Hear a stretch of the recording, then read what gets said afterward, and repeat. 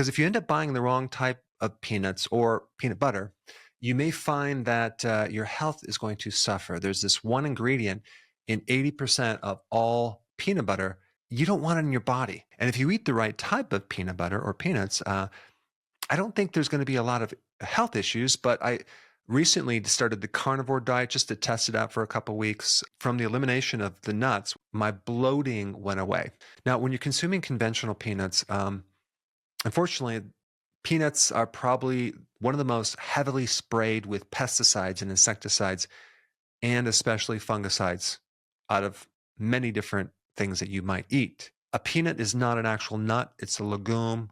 And so when they spray, it gets into soil and it gets down into where the peanut is. And this peanut shell is very, very thin. Unlike a walnut, which has a hard shell, you really need to do organic peanuts or peanut butter. Okay, that's number one. There's also an herbicide called glyphosate, which can act like an antibiotic. It's in a lot of different GMO foods. And that's been known to be in peanuts simply because they rotate the crops from a GMO food to a peanut back and forth. I think it's cottonseed or it could be canola. I'm not 100% sure. The other thing is you must read the label, because if it says hydrogenated anything, don't consume that. Now, maybe you've heard of partially hydrogenated, which gave you all these trans fats. Well, what's the difference between hydrogenated and partially hydrogenated? Really, I think from my own viewpoint, it's very, very similar, even though they say that hydrogenated doesn't have the trans fats. You're basically using the same process of adding hydrogens under high heat, and then it becomes partially hydrogenated, and then they leave it in longer, and then becomes fully hydrogenated.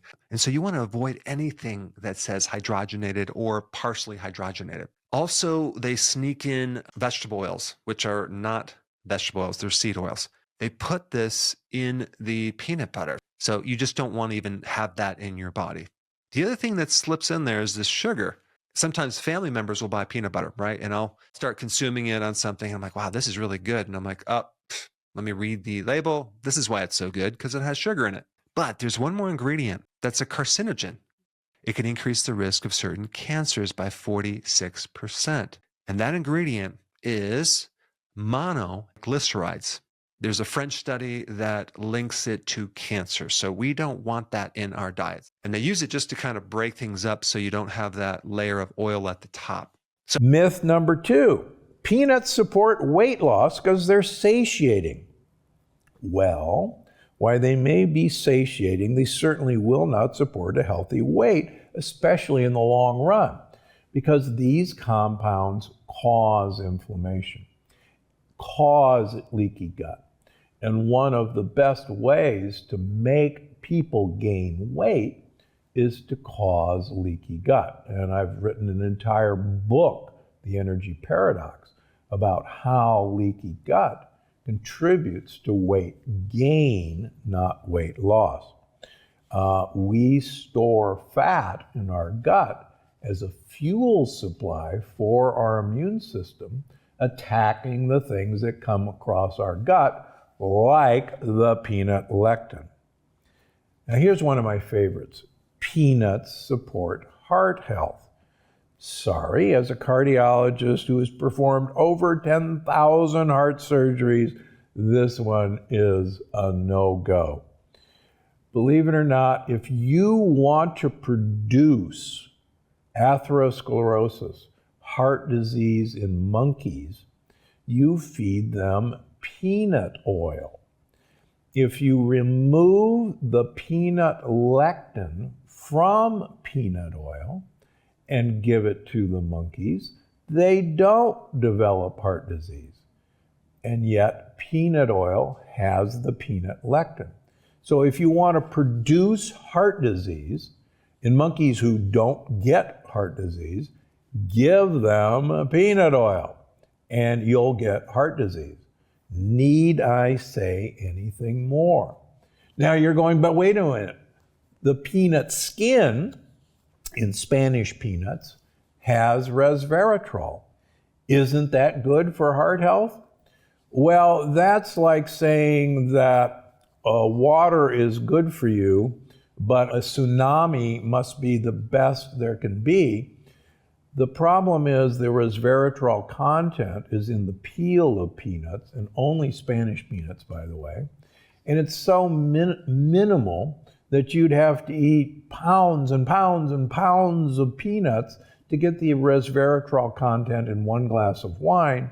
And all those pounds of peanuts would give you all those omega-6 fats, none of the omega-3 fats, and give you a walloping dose of a peanut lectin, which will be guaranteed to cause coronary artery disease.